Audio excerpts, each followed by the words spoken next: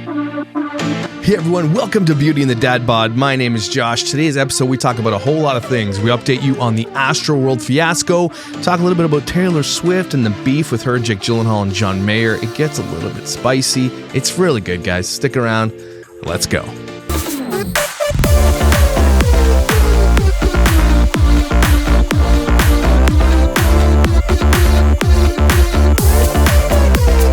Chelsea, please, with your hungover ass, please intro this video, please. Can I just turn off the lights?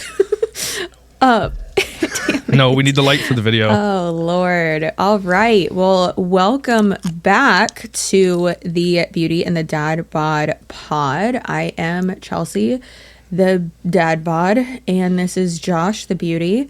If you are... Yes. Today it's true. No, today it's true. If you guys are on Patreon, you'll be able to see us in our little airplane. We are tiny people in giant airplane seats, which is awesome. But if you see, I definitely am the Beauty today. And when Chelsea came on, I'm like, are you sure you want to do it today? You want to just skip a month? Do you need a month to have a nap? But no, I'm fine. So I just This is self-inflicted. As soon as you told me it was self-inflicted, I did have a little First less. Of all, I had a great time last night, and it was amazing. And I looked fucking gorgeous. However, we're doing great. If you are just a regular listener, we love you. Thanks for being here. Like Josh mentioned on the Patreon. If you're a member of the Patreon, we have different tiers and everything, but you get ad-free episodes and then longer episodes many times. And then also you get the visual. You can see whatever dance moves Josh was just doing. It looked like he was... Chelsea's so small. I don't know it's why. So funny. Is this a plane for giants? What is this? I don't know what's happening, but I would love an airplane that had this much room. Like, this is what they should all look like. You can't see our feet, but my feet don't touch the ground. Like, I'm so confused. Yeah, I love it. Anyways, yeah, so it's great. And if you want to join the Patreon, go over there. So welcome back. We are happy to have you. Today we have a lot of hot topics to go over. Kind of a reoccurring theme in them as well. Just how important it is to speak up on certain matters and keep the conversation going, which obviously Josh and I do with our content. And that's really what we're all about. So let's get into the first segment. Oh, actually, Josh, I think people liked when we kind of like caught up at the beginning. So how has your week been since I talked to you last? I guess it's been, what happened this past week? It's my first week from not doing full-time work, That's awesome. Which is great. But then I just did more full-time work for other people. Like I can't get away from it. But getting the garage ready. I'm looking for like garage storage and shit like that. So I'm just trying to get the house ready for Christmas. So last night leading up to, it was just a little bit chilly, but I put up these LEDs, RGB LEDs across the whole of my gutter. It's pretty big front of my house. I'll show a picture later. But I got those up. I put up I put up some icicle lights that are hanging, and I put up all my blow up. I was gonna say blow up dolls. It's not there. Blow up. What do you call those things? Yeah, the yard inflatables. So I got like a 10-foot Santa Claus. I got like Buzz and Woody. I got Everly's got a little unicorn with a candy cane. It's great. And that's what I put up last night. I feel so good after that. The kids come out after I worked my ass off all day. Oh, let me rewind though. I started playing hockey at floor hockey at the local sports thing. They have this like, I guess it's like a lot of people that just go there trying to meet people, but I go actually to play sports because I'm super competitive. I don't know if you knew that, but I'm ultra competitive. And I go hard no matter what. And I'm pretty good at floor hockey. And I'm in there 5 minutes in, I'm like, damn, I haven't lost any ability. I'm so good right now. And I'm like, I'm not even just trying to like float my boat. I'm good at hockey. Okay. I grew up playing street rules, street hockey, and I was good at anybody who grew up poor like me. We all kind of played hockey. That's what we had. And those kids, like, that's all we did. Anyway, all that to say, I was kicking ass. All of a sudden, I'm coasting down, and I haven't run in about a couple months. So I was like done. But I get down to the next set of the net and I stop abruptly and I hyperextend my left leg and I pull my hamstring unlike anything I've ever felt in my entire life. Like I've pulled my right hammy playing baseball, but never my left hammy. And it's been 5 days and I still can't sleep properly. Like I'm still limping. Holy I shit. still am hurting. So I've been taking ibuprofen and I'm like constipated now. I'm never get constipated either, but you know, I haven't pooped in 3 days. You know So y'all know anyway, how much we love to poop. all that. So. Oh yeah, like Queen? Chelsea's like the poop scheduler. So Yes. poop, Yeah. poop, shit break. But so anyway, yesterday I was going up the ladder, up and down the ladder all day. I tweaked that hamstring 100 times. You know what though? Worth it, because my house looks like Christmas jizzed all over my house, and I love it. And I am into Christmas. I'm down, because we don't start decorating till November 12th, because our Remembrance Day is November 11th. So we all kind of wait till that day. I had the music blaring out of the garage, like "Last Christmas I gave you my heart." I'm singing it. Kids are dancing in the driveway. It just was a good week. So speaking of leg injuries, I had been like running a good bit, and then I had to stop because I got shin splints, because I am a I hate those. complete idiot. So then those healed after like a week and a half. So then I was able to start running again. And then 2 days back into running, I could feel it again. And I was like, you know what? How about we not fucking run anymore? Who did I think I was? Running. What am I doing? So your body's like, who the it was think offensive, you are, honestly. lady? I don't know why. Yeah. You old sack no, of for shit. real. That's what it was saying to you. Like I've never. So my body was saying. I don't know. It was weird that I even decided to run, but we're gym people now. Obviously, Tony's been in the gym for like 3 months now. He looks amazing. I have been in the gym, and it brings me so much joy, and it makes me so happy, and I'm real excited about it. Did I get smaller? How are you bigger? What? I don't know. Every it's awesome. week. God damn it. So yeah, I've been doing that, and it really brings me lots of joy. And I don't know, it's just so weird how, like, I feel like whenever I have like one good thing going in my life, or like certain aspects of like work is great. I got the editor. He is awesome. I've been able to spend just so much more time with Tony, and more time like researching other videos and, you know, bigger projects. And it just makes me so happy. But the working out aspect has really helped me like mentally, just because like some family stuff, not family stuff, but like certain like relationships, like have been really bringing me a lot of anxiety and like just internal turmoil. So, working out really makes me happy, and it's weird. Yeah. Can I suggest something? You can't run and you like your cardio. Get into boxing. Girl, when I come up next time, I will give you a round of boxing. Like I'll show you what I do in the bag. You don't have to run, and you'll get the best cardio workout your entire life, and you'll feel good because you get to punch shit. I was gonna go to this one gym that is it is like a training and like boxing gym, and I used to go there. And I was gonna start doing boxing lessons like once a week. Yeah. I love so boxing. I was gonna start doing that, but I wanted to get back in my groove and build up some muscle. And it's just, I get like addicted to seeing like sounds so dumb, like my body changing, but it's true. I love it. My waist is getting smaller. My booty's getting bigger. My, arm muscles. And I just love being able to like, I don't know, like make myself feel better, not only physically, but like mentally too. And then now I'm just like constantly turned on. Tony lifted the couch the other day and I had to vacuum under it. And I just looked at him and I was like, why is everything you do sexy? What are you doing? And he was just like, I'm sorry. Do you like me lifting this couch? And I was like, yes, do it again. So just stand there holding it. He was putting stuff in. He was smashing twigs and like parts of like this giant branch, like cutting it down and like putting it in the trash and stuff. And he's like, oh, here, hold the trash can while like I like jump in it and like compact it. I was like, oh, okay. And he looked at me and he's like, really? This is doing it for you now too? And I was like, Tony, I don't know what's happening. Honestly, I'm a little embarrassed. The way you're smashing those twigs, no. I want to be a twig. So yeah, I don't know what the fuck's going on with me lately, awesome. But I love it. It could be worse. I could hate my husband, which I would never. yeah, so that's what's up with you. What's up with me. And, things are on the up and up.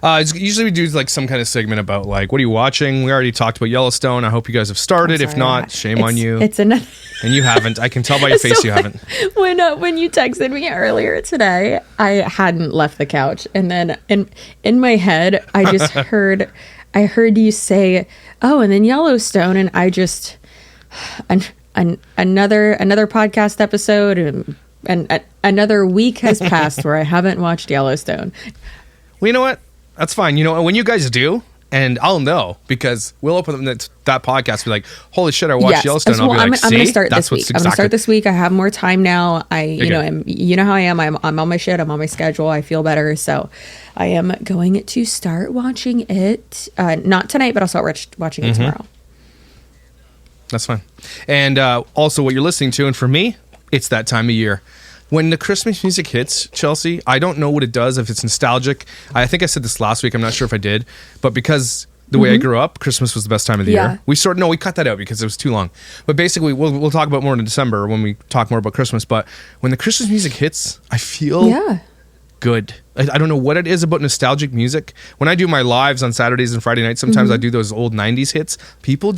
It takes you back. Nostalgia is very powerful. So when I play the Christmas music, I feel like $1,000,000. I'm always in a good mood, and I'm pumped. And that we're decorating the tree tonight, and I will throw up the Christmas music, and I'm feeling good. So that's what I'm listening to. I have my playlist. It's called Push It Real Good, and it's what I listen to when I am working out. Because when I run, I like to listen to music. When I'm working out and lifting weights, I like to listen to podcasts. So if I don't have a podcast like ready to, queued up and ready to listen to, then I'll listen to my Push It Real Good playlist on Spotify. I will link that actually, and it is my fucking jam. It is my favorite playlist that I've ever made.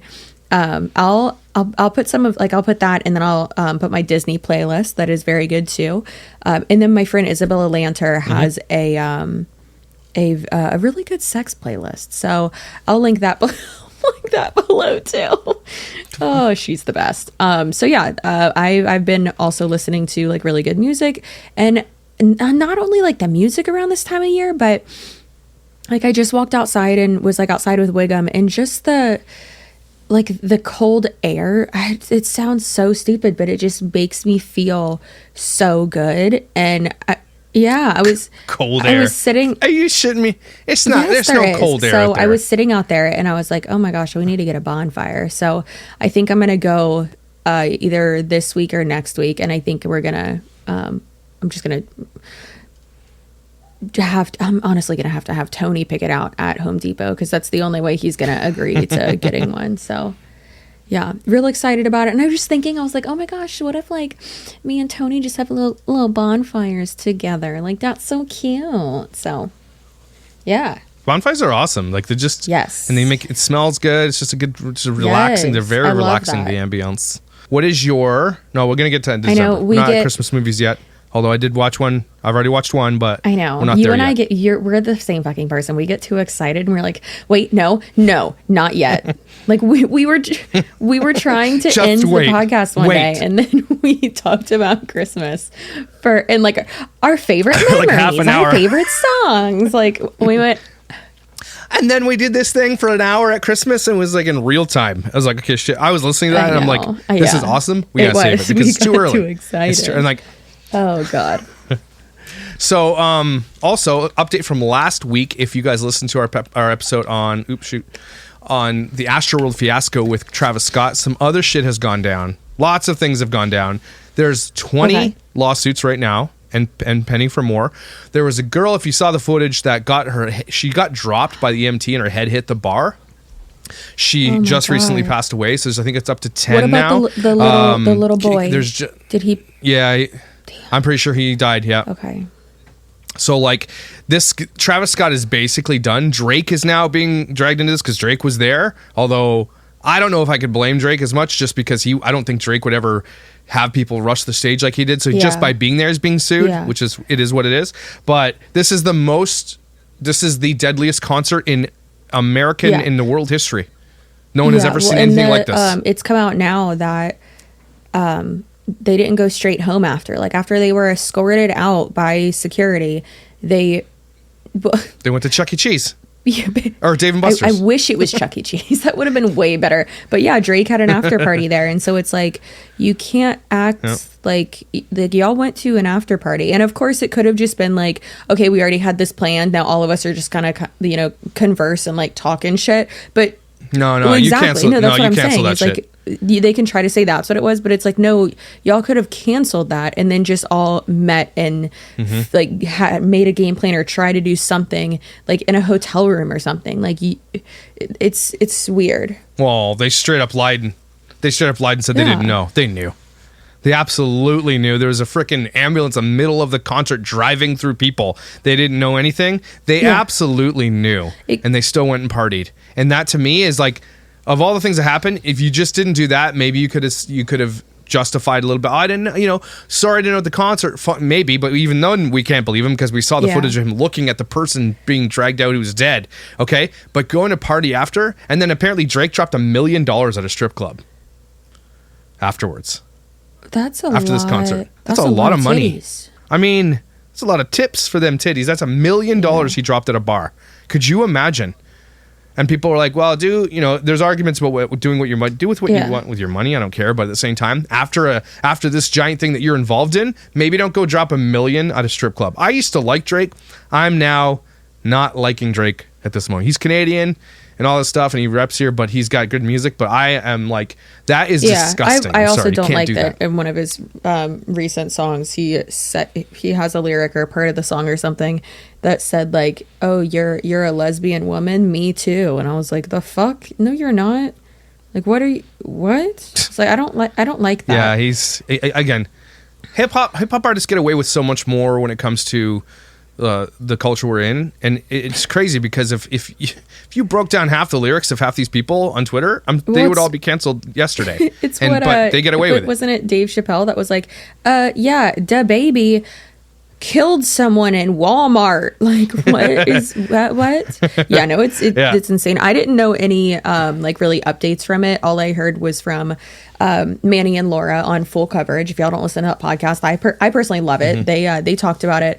They talked about like updates and stuff and just like the creepy stuff that's coming out about it now more. Like, and then Cody Cohen, Noel Miller talked about it on the TMG podcast about how they just like the creepy aspects of the show and yeah, and the satanic occultism, and they were like, listen, we're not claiming that he is. They're like, but it's hard to ignore these conspiracy theories, doing air quotes here, when you hear all this other stuff and it's like you're putting all this like bad energy into the show basically. Like it's everything it's just gross and I don't like it. And you can say all day long, like, oh, well, he's just the artist or whatever. And it's like, all right, well, he's still responsible to a certain degree. And then also that he had been condoning this type of, behavior out of shows for so long. So, yeah, so it's like. Absolutely. Well, hip hop, if you look at what's going on with hip hop recently with the biggest hip hop artists, occultism and Satan stuff, regardless of what you believe in it or not, it's actually happening. Like, what's his face there, who was sliding on a stripper pole and gave the devil a lap dance. I love him. Selling Nikes with blood in them. All that that stuff is happening, and it's because it's like what's popping. I don't think that these guys are Satanists or even know what the hell they're doing. It's just part of the aesthetic of being a. I don't know. No, and it's the new with gangster. That, I guess. Lil Nas X, that wasn't what that was about. That was people coming out and being like, you're going to hell for being gay. And so then he made a song and a music video of him being like, okay, I'm gay. I'm going to do, this is literally me loosely quoting him. I'm not saying this, but, I'm going to do the gayest thing you can and slide down a stripper pole in a corset and these beautiful boots all the way down to hell. And I'm going to give the devil a lap dance and then murder him. I fucking love him. He is a professional troll and he's a marketing genius. But when it comes to, other artists and stuff and like other things that they do, because that Lil Nas X is just that he's, like I just said, like a marketing troll. He's hilarious and that shit was great. But there are certain aspects of like other music and other performances where I'm like, what is like, why are you? Did you see the one on Twitter the other day? The girl like squats over doing piss on his face. What? Have you seen that? Oh my K. Yeah, what the hell's going on exactly? I don't know who this. I wish I could bring it up. I didn't really want to finish watching it, but I'm like, so it's basically this. I don't know what concert it is. She literally has a guy lay on stage out of the audience, pulls her pants down, sits there and is singing while she literally drops piss. It's like she pisses all over his face. I'm trying to remember who it is. Let me look it up real quick. Singer Sophia Urista. Yeah. Urista of Brass Against. Likes to get wild during her shows. She peed on somebody. It was gross. I'm sorry. It was gross. Like, gross. Some people are just... How do you become this person that does that? That's the thing. You don't become that person. You are that person. And then people are feeding into your ego. Ooh, that was smart, Chelsea. Good job. Mm-hmm. Do you ever have times in videos where you say something and you're like...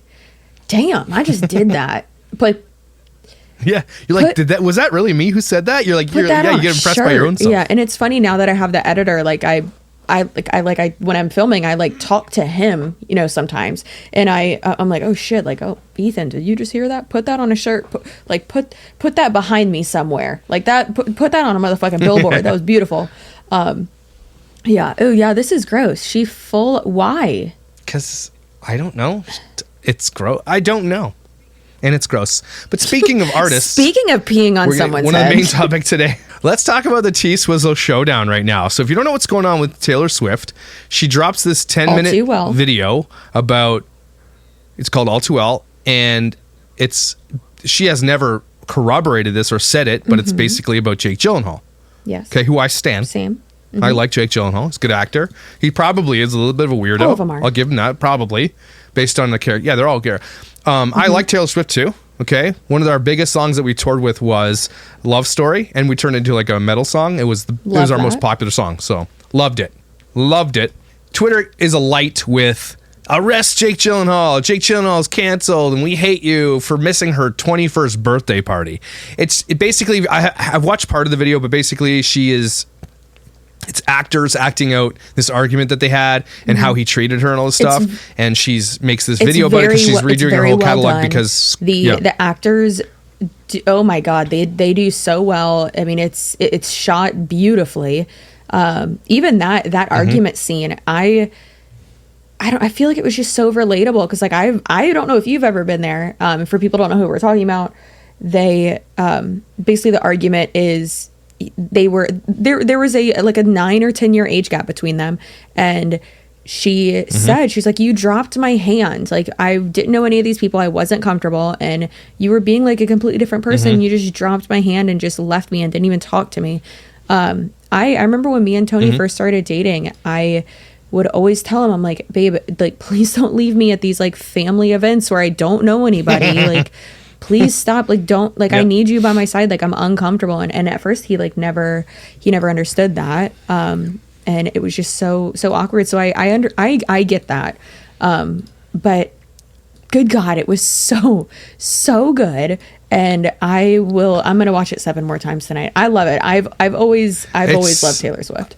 So I like Taylor Swift too. And I think she's a very talented songwriter. We talked about this last week, actually. She keeps coming up. She's not a very talented singer, but she's an absolutely brilliant performer. Like she's great at performing. Her live shows are incredible. She can sing. I'm not saying she can't. I'm just saying she's, of the singers that we talk about, she's like number 258. But again, she can write a song, and here's the thing that's going to get me a little bit in trouble with you, possibly.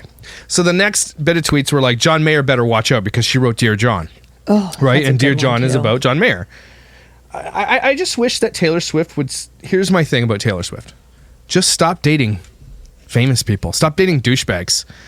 I feel like if you look at all the guys that she dated, and maybe this is going to sound like victim blaming, and maybe it is, but there's one common denominator here of all of Taylor Swift's failed relationships. What is that common denominator, Chelsea? It's Taylor Swift. I mean, come on. She was in her late teens and early 20s, and she's famous. And when you're famous and you date other famous people, I mean, things aren't always going to work out. And things are never going to work out generally. But again, those guys had a responsibility to treat her well, and they didn't. And I'll give her that. or as far as we know, as far as her songs have said. But she was also just basically a teenager. So can you really take everything she said from like, it sounds like an angsty teenager who got upset that she didn't get what she wanted, and now she's throwing these guys under the bus, to be honest with you. That's what it sounds like. Because they're not saying anything. John Mayer, and this is where it might get in trouble with you. So anyway, people are like, she's coming for you, John Mayer. And I tweeted, I said, look, if you want to go toe-to-toe with John Mayer, good effing luck. Okay, this guy could write a song that would demolish your entire well-being. You would literally hate yourself. Because he's the best songwriter of our generation. Like, in my opinion. Okay, I've never seen someone write a better, more well-crafted song than John Mayer. And that's coming from someone who writes songs, too. I love songwriting, okay? And I take a lot of my tips in the way that he writes from John Mayer. Like, the way I write comes a lot from him, Third Eye Blind, and some of the bands that shaped me, right? His songwriting ability is unmatched. I don't think anybody comes close, even in the last 30 years. I'm saying that with confidence. So, if John Mayer really wanted to go toe-to-toe with Taylor Swift and write a song, he would demolish her in that arena. Right? So I said this, and a couple people came at me. Some girls blocked me, said, stay to my Twitter, a-hole. And that's just Twitter, but for you. But yeah, I don't know. I think that, when you're like an artistic person like that, like when that's how she, processed all those relationships and everything. And, she's done well with it. And I personally love it, but I don't know. I think to say she's the common denominator and like the reason why these relationships didn't work out. And it's like, well, none of my past relationships worked out. So was I the problem? Yeah. Yeah, that's true. And again, I feel like sometimes I feel like Taylor Swift lived in a world of innocence for the first half of her career, and now has just kind of woken up to like the realities of her industry, and she was innocent. I honestly do feel like she felt like she was innocent. And she's an old soul as well. Like she goes antiquing. Like she goes antiquing, wears cardigans, and buys cats. When she was on Jimmy Fallon, I think, and she was like, "Listen, when you go through a breakup, get a cat." And then get another one. They're very nice. And then write songs. And he was like, okay, sounds good. John Ray wrote, I can't find the damn song, I'm looking for it right now, but he wrote a song basically saying, I was a bad guy, and I'm not a bad guy anymore. I've woken up to that, all that kind of stuff. But Taylor Swift has absolutely capitalized on these moments, these private moments, probably shouldn't have been made public to everybody, because those guys, Jake Gyllenhaal's not going to respond to that, right? He's not going to do it. He's like way above that. He's kind of moved on. And it was like, what? How many years ago was that? 12 years ago? She did write she wrote the songs originally, obviously, and released them first under Big Machine Records when they first came out. So, like, yes, it was more relevant then. Yeah. But I love the fact personally that she's re-recording everything so that she can kind of claim them, and they're even more successful now. And the way she puts out like all these Easter eggs and that, I was so impressed with the short film. And then now something else is coming out today with her and Blake Lively, and I'm just, oh my god, I'm so excited. Like, this shit is crazy. I'm so excited. She's brilliant for what she's doing, because Scooter Braun owns the right to her music, the original like masters. Now she's just redoing it. That's the biggest FU in the industry, and she's so smart for doing it. I'm glad she's doing it. But at the same time, it's just like this. I know what she's doing, and she's brilliantly marketing this, because she's got another one coming out today that you're listening to this podcast. That Blake Lively is producing. Yeah, that's what I was talking about. Like, I'm so excited for that one. And it's the I bet you think about me one. And that one's happening tomorrow. But even like this little like not mini press tour, but I mean going on SNL, like doing, it just makes me so happy. I love her so much. I'm an okay stan, but at the same time, I want her to like. No, is she married now? Engaged or something like that? I don't know if her and her boyfriend are still together, but he she kept their relationship completely out of the public eye, and I think it's because she learned. Good. I almost feel like some of these guys just wanted to date her so that they could be they have the Taylor Swift notch on their belt, which is also gross. Like, something about Taylor Swift that draws dudes. Like, I say this, I'm not actually physically attracted to Taylor Swift. I know that sounds bad. Like it's I'm not not. your type. I wouldn't. That's okay. And I'm not saying she's not my type. She's not my type. But man, is she talented. But I think some of these guys in Hollywood, just like John Mayer specifically, is a playboy, the original sense of the word, with like Katy Perry, Taylor Swift. He lets them do like a half of a verse or a harmony on his track, and like that's how he gets them in there. But John Mayer is like, as far as his personal life, he's probably a douche, but his music overrides it for me. It really does. I think it's important as well to be able to separate like the artist from the art at times. Like the artist, depending, unless you have a concert that kills 10 people, completely different. Don't do that. Very different. But yeah, no, I mean it's the separating that can be very, very important at times. Of course, yeah.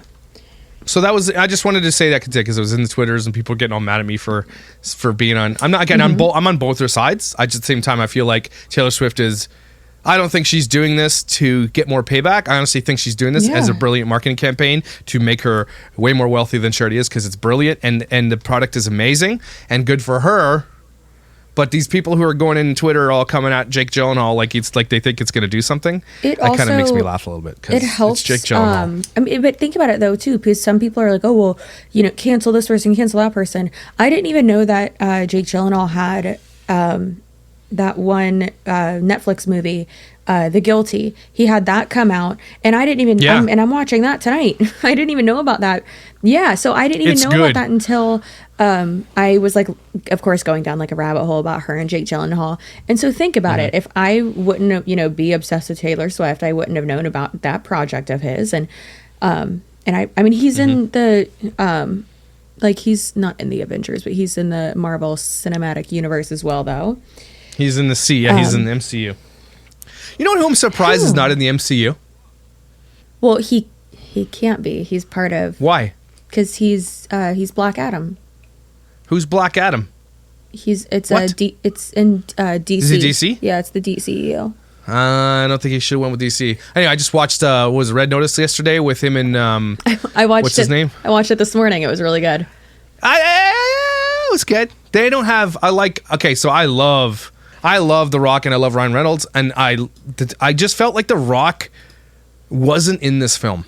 I felt like I think that Reynolds outshined him and The Rock didn't like it. Does that make sense? I don't know, because The Rock's a pretty humble dude as far as being like, I love The Rock, don't get me wrong.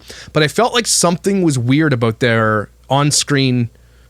I don't know if The Rock was just not in this one or they did it contractually. It just wasn't their best. It was okay. It was a really shut your brain off and watch action-packed adventure for an hour and a half. I love that. But it wasn't like, oh, I'd watch that again. It's not a rewatchable. I think that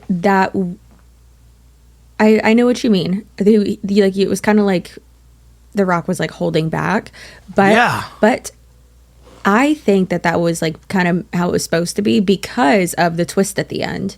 That's true. I think you're right. Yeah, and so I thought the same thing in a few parts of it, but then when they did the little flashback, I was like, okay, that actually makes a lot more sense.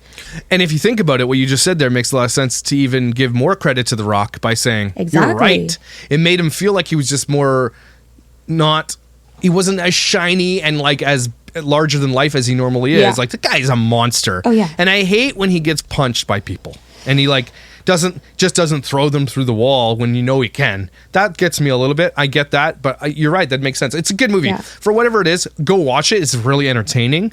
Again, I just don't think it's like the best. Like, The Rock has great films. And if you haven't seen him on that show, Ballers, go watch Ballers. Yeah, that one's good. Damn. Anyway, so that's what we're watching. That's what's going on in the old Hollywood showdown. Oh, there's more Hollywood. What's going on with the thing you want to talk about? So Brittney is free. Very exciting. We did it, guys. And one thing that I actually wanted to talk about was how Brittney herself and her fiance too have even said that she would not be free if it wasn't for the Free Brittney movement. And I think that's so important to talk about. And so that's kind of what I wanted to talk about too, is how it is so important to highlight certain things and, keep the conversation going regarding, these important topics like multi-level marketing companies and with Josh, what you do as well, highlighting the exploitation of children, because having this conversation going and having, this being a trending topic, or, documentaries being made about something, having this, up in front and center, and, everyone having their eyes on it, that's how we actually make change happen. And that nothing would have happened. Like Brittney wouldn't, Brittney would not be free if it wasn't for the Free Brittney movement. She said that many times. So, I think that's important to highlight, and why it's so important for us to continue our specific type of content and make these types of changes. And really what you say all the time as well, your, what do you say? Your digital currency or social currency or whatever. Social media currency. That, yeah. So what you're putting energy into, what you're sharing. I mean, even just, sharing mine or Josh's videos, or, just sharing an anti-MLM like meme or a reels or something, to where someone else sees it and people don't understand the power that they do have. And I just wanted to talk about that for a second, because I think it's so important, and we don't realize how much we can do and how much we can change. Right. And wasn't she? Now, I don't know a ton about this whole thing. Actually, I know that through Sloan, who grew massively from this topic. Like, he went from, when I started on YouTube, when I found out who Sloan was, I had 20,000, he had 60,000. I remember, yeah. Now he's got like 580,000 or something. This topic was a massive success for him, and it was something he was very invested in.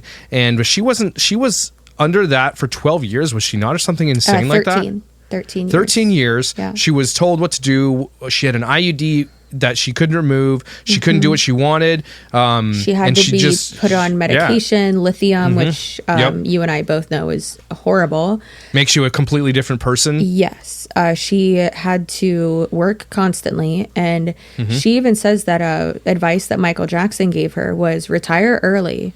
Don't let them keep pushing you and keep making you, retire not only early, but earlier than you maybe even want to, because that's when it will be best for you to retire. Yeah, and get back into it, for once or twice when you want to do it, just for your own enjoyment. Exactly. Yeah. Right. And so good for Brittney. I grew up listening to Brittney. Obviously, I love Britney Spears. Of course. This thing was a little bit sad, but there are some legal things that did go down. It just was all wrong. It could have been just done differently, and so many people backstabbed her and stole from her, and she probably lost tens of millions of dollars, if not more. More than that. Her dad and mom and sister, like, she has publicly said now, she's like, they act like, it was all my father, and he was the devil and the one who benefited everything, and they act like they're so innocent, but they're not. They are not innocent. And her mom and sister are in an MLM together, which is hilarious. Oh, gosh. It's disgusting. I know, right? Why are you in an MLM if you're famous and wealthy? What the hell do you have to do with an MLM? Why do you want to be in that? Because they won't have to do anything for it. And just like these mommy bloggers and these yummy mummies, they don't have to do anything for Young Living. They just have their fans sign up under them, and that's how they make all this money. I hate, honestly, of all the family vloggers that are the ones who look the most innocent are the ones that have predatory MLMs, like Tiffany Beaston, who's such a quiet little angel. Oh yeah, I'm so boring. She has like one of the top tier Young Living statuses. Like, she makes hundreds of thousands of dollars from Young Living, and she makes those shittiest claims about it, like cures like diabetes and shit. Like, I have all of it on. I have all the receipts for what she said. We'll cover it someday. It's and these people do that, and I know MLMs. I hate them, but like, so the Brittney thing comes down. Everybody's partying. What do you think she's gonna do now? I mean, live her life. I think that she's gonna have more babies and stuff like that. I mean, her and Sam have been together for 5 or 6 years. They just got a puppy. I believe it's a Doberman, I think. Possibly. It looks like a Doberman. Can I rewind a little bit? This Sam situation being, within 5 years, what a crazy situation he was put into. He knew that she was under this conservatorship, that her dad runs her life. Like, how did they last 5 years inside of this concern? Was he her rock? Was he her safe place kind of thing? Is that what went down? Obviously we only know so much, but from things that he has posted, things that he's alluded to. I think I do think so. I think he protects her, and I think he really does love her. Some people are like, oh, that's so weird, and he's just using her, and I'm like, no, who the fuck would stay around for 5 years with someone in a conservatorship? Like, no, I really do think he loves her. He's very funny, very self-aware, from what I've seen just on social media, and he had dropped a lot of hints and things as well, like kind of not on her behalf, but kind of to amplify things that she was trying to drop on social media. But also, I think a lot of people don't realize that, Instagram and this, new era, a new wave of social media really happened in, let's say, 2010, 2011, 2012. And she's been in her conservatorship even longer than that. So really, Brittney doesn't know how to really use social media, and doesn't really know the etiquette of it, or how to, quote, be normal on it. I mean, he was on Instagram Live once, and he was like, here, babe, this is how Instagram Live works. And she was like, oh my God, wait, what? She was acting weird. And he was like, no, look, they're saying hi to you. They love you. They want to say hi to you. These are your people. And I think that's important that people don't understand. And they're like, oh, well, I don't think this is her on Instagram. And it's like, guys, she just, it's as if my mom is on Instagram, and my mom, they're gonna post weird shit. She's older too. Well, she's been sheltered for 12 years on purpose, right? Yeah. Her father had a rhyme, or sorry, had a reason to what he was doing. He wanted to shelter her from the world, quote unquote, for his own benefit. Now that we're seeing that, and I'm not sure he's going to get away with not being sued and everything else. I think we've not obviously seen the last. Yeah, she's going sue after the shit him. out of all of them. Good, and she should. She was taken advantage of. Again, this is what the closest thing comes to what I talk about, the family vlogging. Okay, if you have to rely on your child to line your pockets, get effed. Okay, stop it. Yeah. Okay, your child is not on them to make sure you live. And I've been obviously talking about Macaulay Culkin a little bit lately, because I'm getting into Home Alone, and I love him so much. I bought myself a 3D printer because I'm gonna. Here's my idea. Oh God. No shit. I'm gonna tell you later. So anyway, I've been talking about his life was, he didn't receive all his money till he was 18, because I was just looking up his thing, and he didn't get any of it, but half it was gone by the time he was 18. Right, his parents spent it on their houses and travel and all that kind of stuff, paying themselves to be his manager, all that kind of stuff. And he just, by the time he was 18 anyway, he was already off the rails, because fame is never good for anybody. Have you watched that level of fame? He did an episode with, I believe it was with Joe Rogan. Yes, it was. And Joe Rogan was saying, he's basically just complimenting him on you're such just a man of the world. And then Macaulay Culkin has his nails painted, and Joe said something about his bag, and he was like, yeah, this is my bag. And he's like, listen, if I like a purse, I'm gonna wear it. And they were talking about his he actually just had a baby too, so congratulations, Macaulay Culkin. Okay, I didn't know that. Yeah. Awesome. No, he does very, very well for himself. He doesn't have to work or anything like that. He does though. I mean, he's been in multiple things recently. He was just in American Horror Story. He was very good in it. The person he's, I don't know if they're married. I think legally they might be married now. But she was on the Disney Channel as well. So she grew up in... She understands what he went through too, yes, probably. Yeah, they have 4 dogs, I think, together, and then they just had a baby. But he has a podcast too. I don't know if he's still doing it. It was called Rabbit Ears something, and it was good. But I loved that episode of him on the Joe Rogan Experience. It was eye-opening. I'm gonna go watch it. Yeah, it was really, really good. He talked about how he spends a lot of time in Paris. He has his house there, and then he has the place in New York. And that's when Joe was just like, God, you are a man of the world. And he was like, oh, yes, I am. I was like, shit, okay, I love that for him. Macaulay Culkin is like Mariah Carey. Come Christmas time, that guy gets cut a check for lots of money, is what I'm saying, okay? Lots of money. Yeah, and that's why I love that episode so much, because they talk about a lot of that as well. So they talked about that. They talked about royalties. They talked about, him growing up in all this, and he... how he was just a very good actor, and he had always had all of his lines memorized, and how he was a perfectionist with it from day one. It's crazy. I loved him. When I was watching Richie Rich and Home Alone, Colin Culkin and I are the same age. I think we're months apart. And I wanted so badly to be his best friend when I was growing up, like anybody else. And now it's like, I'm glad to see him doing well, because there was a period of his life he wasn't doing very well. Yeah. And I'm super glad to see him come out on the other side and just be the guy he's supposed to be. I love that. Well, I mean, that's someone from our childhood. I mean, that like we like grew up with, essentially. And you can't tell me that being in New York in the back of a limo with a pizza is not the epitome of luxury. Yeah, that's the best. Your own cheese pizza. It's damn right. God, it's the best. Yeah, that movie, I should probably watch that tonight. It's going on soon. All right, let's move on. Let's go to a couple. I got a couple Am I the Assholes, and then you got something you want to share afterwards, which is sad, and at the same time probably going to talk about like something. Right? Yeah. So here's an I'm the Asshole, because we got a few minutes left. We have been planning on going on vacation to Cuba for Christmas holidays for a week. That's not a lot of planning. It's pretty pricey during the Christmas holidays, but that's the only time we can all go. We have 3 children, 20, 15, and 12, who we are making pay for their own ticket and part of the hotel, since we wouldn't be financially stable enough to pay for 5 plane tickets. My 12-year-old daughter has been complaining that since the other 2 have jobs and she doesn't, that it's not fair. However, we've decided to stick firm with it and be equal to them all. The other option is they don't want to pay is staying at grandma's. She has savings which are just enough to cover the vacation, but she also wants to save up for a phone. My other 2 children aren't happy that they have to pay for their own, but they're willing to since we're going to Cuba. Am I the asshole for making them pay? I feel like most families don't make their children pay for their own tickets, but since we all really want to go, my wife and I think it's the best option. Edit, my 12-year-old daughter, almost 13, is going to grade 8, and she has worked at our business a couple of times for me, which I would pay her. And an overwhelming, you are the asshole, is resounding on this thread. Good God, family vacations.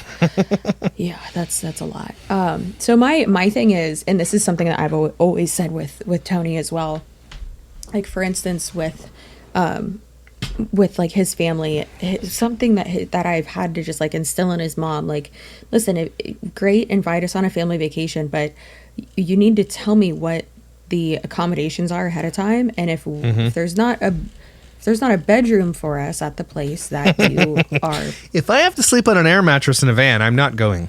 Well, no, and like it's not even that. It's give me enough notice, like maybe 3 months, so that we can plan accordingly and rent our own place. And like I'm not going to sleep on a pull-out couch as a married couple in the living room. Like, no, we need our privacy.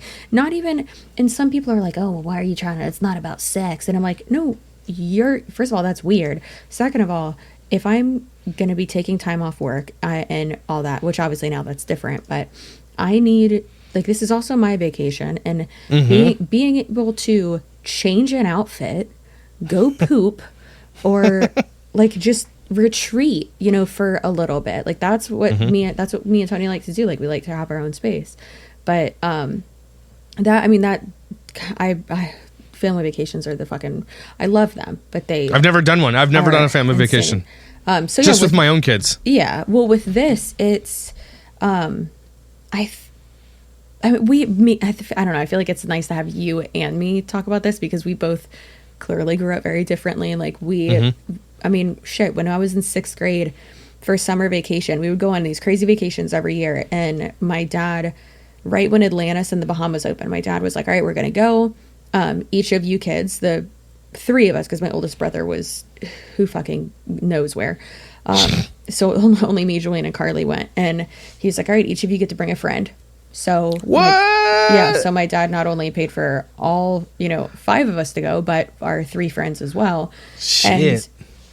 And my parents had a suite, so it was like their bedroom, the suite part of it, and then mine and my friend's room was connected to theirs on like the other side. And then Julian and Albert, who we were with last night, coincidentally, and then my sister and her best friend Angelica, their rooms were connected, and they were like right around like the corner from ours.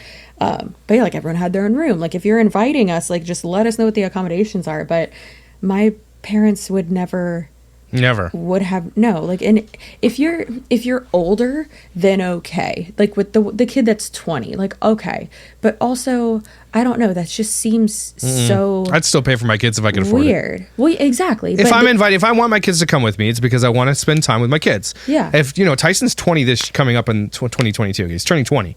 Yeah. If we're going to go on vacation, I'm going to pay for him to go on vacation. I might even pay for his girlfriend to come because we love her, right? I'll do that if I can. But the top comment is simple. You're the asshole. I've never heard of a 12-year-old not paying for their own vacation. We couldn't be, because, quote, we wouldn't be financially stable enough to pay for 5 plane tickets. Well, that's a sign. You can't afford a vacation. Exactly. Don't go on a damn vacation. Exactly. You clearly can't afford it. So, like, oh, we really want to go. Okay, well, you can't afford it, so you're not going to go.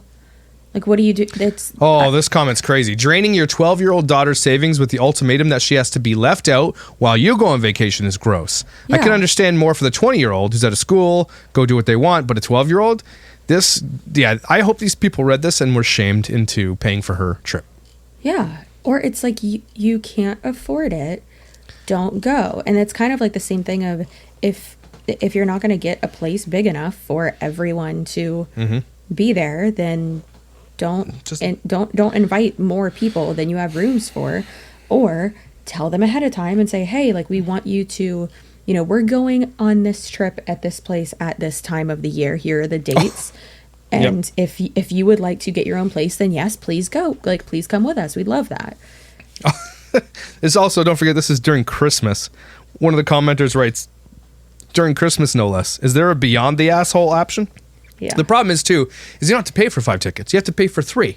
You can get your adult, if your adult children are willing to pay for their own, cool. Pay for your 12-year-old. Okay, I'm sorry. Pay for your damn 12-year-old. They want to drain her savings that she wants a phone with. Instead, she has to choose to go on vacation or get the phone that she really wants, or stay with her grandma that probably smells like mothballs. Not to, listen. We have family in Cuba, okay? We have family there.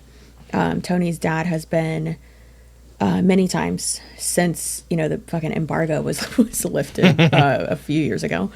And there's direct flights from Tampa to Havana, and it's absolutely beautiful. Listen, yo soy es muy gringa. However, that means I am very white, just so you know. Oh, okay. Yes. And my last name is Suarez. However, who the fuck is going to Cuba for Christmas? Like, is it not nice Christmas, or? First of all, Cuba is a time capsule. Just so you know, that also right now, and do not go. My father-in-law has even said, he's like, listen, I know y'all wanted to go. You're not going right now. And I was like, okay. And he's like, also, you're not going without me. And I was like, that also makes sense, sir. I'm not going without you. But he even says, he's like, there's no cell service. There's no internet at all. There's hardly any food. Even at the hotels. There really aren't hotels. Like, yeah, there are, but damn, I'm not going to Cuba. It's not. F that. Some people think oh yeah, there's like resorts. No, there's not resorts in Cuba. I swear to God, I thought there was resorts in Cuba. I mean, yes, but it's not like a Sandals. Like, there's not. Oh, I see. Okay. No, and that's also they're saying oh yeah, we can't afford their hotel or whatever. It's Cuba's cheap as fuck. It's really cheap. I'm looking at it. It looks gorgeous in Havana. Oh my gosh! And you're right. It's stuck in the middle of the 50s or something. Yeah, that's the best way to describe it, is that it's a time capsule. So Havana used to be it used to be Vegas basically, and that used to also be the honeymoon spot. My grandparents, my dad's parents, went to Havana for their honeymoon. It's really nice. Yeah, no, it's absolutely beautiful. There's really good diving down there too. But cool. It's no. But long story short, you're the asshole. If you can't afford your kids to go on vacation, do something else. Yeah. Okay. And don't ever threaten them with leaving dumb. behind because you want to go, because those parents are a bunch of jackwagons for saying that. Chelsea, close it up. You had something you wanted to talk about that was near and dear to your heart. Yeah, no. So I wanted to close off with some good feels again. This obviously isn't a good feel, but my fellow creator friend Sam of Here for the Tea passed away very peacefully in her sleep last week. How old was Sam? She was in her early 30s. Whoa. Shit, really? Yeah. Damn. Yeah. Left behind a family. She was very close to their sister, her husband, her fur baby, Honey, her dog. But she was an amazing human. She really helped me with my channel in the beginning, actually, which is, she's just the best. So really I feel like a lot of people are just, still trying to process it in like this realm of, being a YouTuber, but it's really just having the impact of like having everyone just check in on each other, and don't take your creator friends or your internet friends, whoever, for granted. Those relationships that you have, those funny conversations you have, in passing.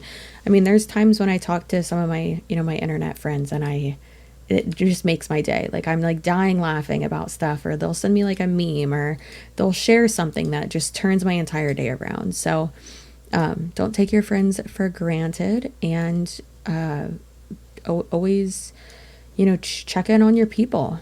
But so that, I mean, that in itself was kind of my my good feel, because me and a bunch of other people were like reminiscing on just hilarious shit that she did and said, and it was it was great. It was really fun to be able to like reminisce with people, and just like look back on our relationships and conversations with her.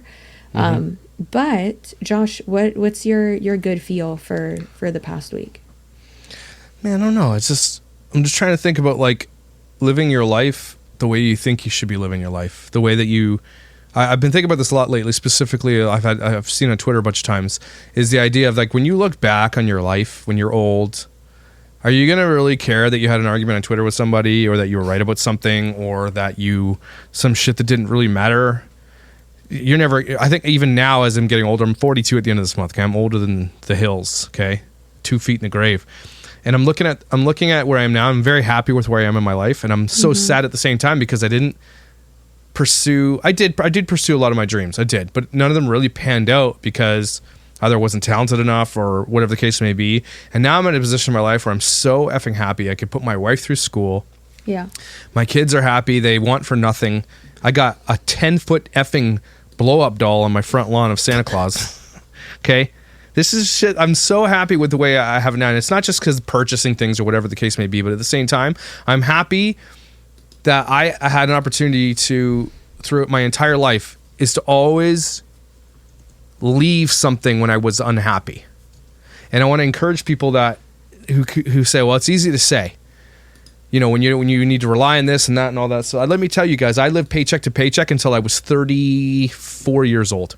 Okay. 34. Yeah. I lived paycheck to paycheck. I'm now 42, and finally I can live, we got 6 months of savings, which I've never had in my entire life. Okay. Ever. Yeah. Same. And I just got to say this. Yeah, it may sound easy, but I did that. I never stuck with something that I wasn't happy with until I found the thing I was absolutely in love with. So, be encouraged that as people who are resilient too, who are fighters, who are grinders, I promise you will find something, because you're going to, because as humans, we're adaptable. You'll find something that's good. Then you'll find something that's better. Then you'll find something that's better. It might take you a little while to get there, but take it from me. I look back and I don't regret any moment I left something I wasn't happy with. Correct. Right? And so I'm happy I did it. I completely agree with that. There have been so many times over the last 10 years, Tony and I always joke that he's worked for the same organization. He's had literally one job. And I have gotten a new job like every year or two with sales. But that's what would happen, is I would be not happy with a position, with an employer, with the situation, and I'd say, all right, fuck it, like my happiness is more important, and I'm gonna leave. But the thing is that a lot of people search and think that, and I talk about this on my channel all the time, that your job doesn't have to be the thing that fulfills you. And I think that's where a lot of people get stuck, because they think, oh, well, you're searching for that fulfillment in the wrong places. Have your job just pay your bills. Have your job just be a source of money. It doesn't have to be something that is all encompassing, and it doesn't have to fulfill you in the way that, find. No, Yep. like you're not going to be happy if you do that. So, again, like you said, it's obviously a lot easier said than done. And now you and I, we are, more successful. But I'm not saying it's easier said, because I did it and it wasn't easy. And I sometimes had moments in my life where I was like, shit, what do I do? Yeah. But I'm so glad I did it, because being unhappy is never, I'd rather live in a box down by the river, on a beach somewhere, than to be unhappy. I swear to God, people realize that they feel like they need to be unhappy because they got to pay the bills. It's never it never has to be that way. It never does. And this isn't like me telling you what to do. It's just encouragement to say, I trust me. You are resilient already. If you quit that thing or do the thing that you don't want to do, and you will find something else, or start looking now. Yeah. And then, some people like Tony, my wife, can do one job for 10 years. Not me. We are wanderlust, you and I. Yeah. That's what we are, and that's why this type of job that we do is so perfect for us, because we can do the shit we want. That is just the way it is. If you are somebody who's happy in a job for 10 plus years and you love that, that's great. Do it. But I'm just saying, for those people who are like Chelsea and I, and there are lots like us, be encouraged. You'll find a way, because you are a baller. And you don't have to be that type of, career person, and the ominous question and that looming question of, well, what am I doing professionally, or where am I going with this? You don't, fuck it. You don't have to fucking know, who cares? Be happy. It will find you. It will find you. That shit will find you. And thank God now, we, like you just said, we are doing what we love, and it's amazing. And my sister is the most career person in the world, and she's always said, like, well, what are you gonna do? Well, where is this gonna take you? And I'm like, Carly, I don't fucking care. Like, my bills are paid. I have money. I'm fine. And this was always what I wanted to do. But she could never understand it, and she still doesn't, and it's fine. But I'm sure happy. some of my family thinks that too, and the people are like, what are you gonna do when this collapses? And it might.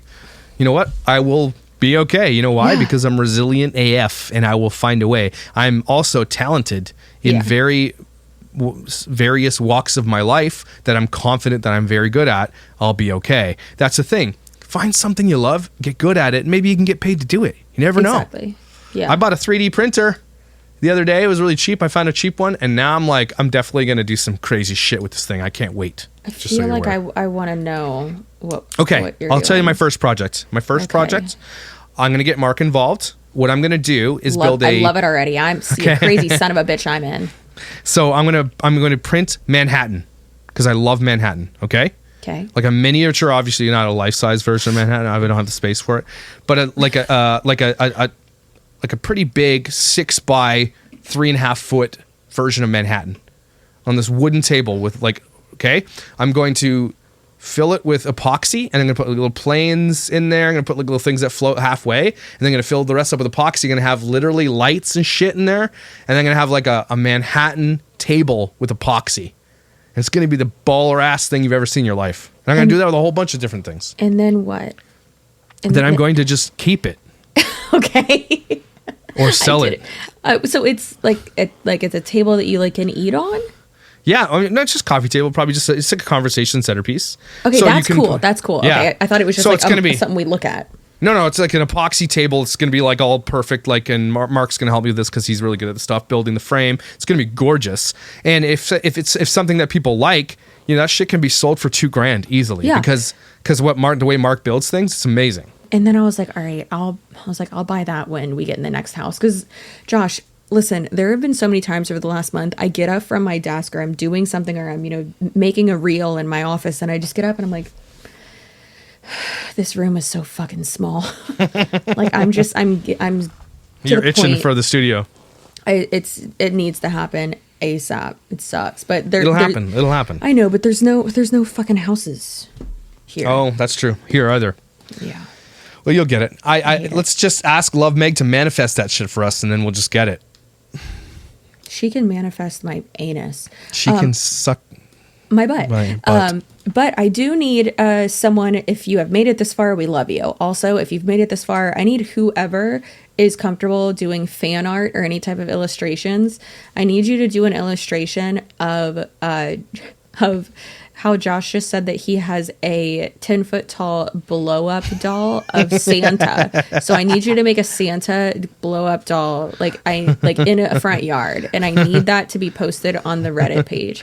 Also, we want to get to the point where we have like where we can like go through like our Reddit feed and like, I don't know, like y'all like roast us or something, or like where we could read that off in the podcast. We think that'd be funny. Yeah. So head over to Reddit, follow us on there. We're on Instagram too. And what else? The Patreon people love talking in there. Oh, it's almost 100 people in there now. I know, it's fucking crazy. We got to do our live. We got to do our live. It's coming up. We're planning it. I promise. Obviously, shit got delayed. I can come down now, but Chelsea's busy. We'll plan it. I promise. Yes, I am very It's going busy. to be epic. It's going to be awesome. And I will have a bonfire by then, and we'll be able to do it in my backyard and stuff like that. Awesome. All right, guys. Thank you for joining us on the Dad. Wait, the Who Beauty are and the you? Dad. Who are Beauty you? and the Dad Pod Podcast. I'm the Dad Where Challenge am I? Podcast. I don't know Where what's are you? happening. What? You guys are amazing. Leave a 5-star rating and don't be a dish. Hello. Yeah. Also, you need to leave a funny 5-star review on Apple Podcasts. The funniest one so far that we have is from Julie Leistad. I read hers and I was fucking dying. It was great. So we appreciate y'all so much. Go over to Patreon if you want an extra episode this week. And we appreciate ya. And we will see you next time. Bye. Bye.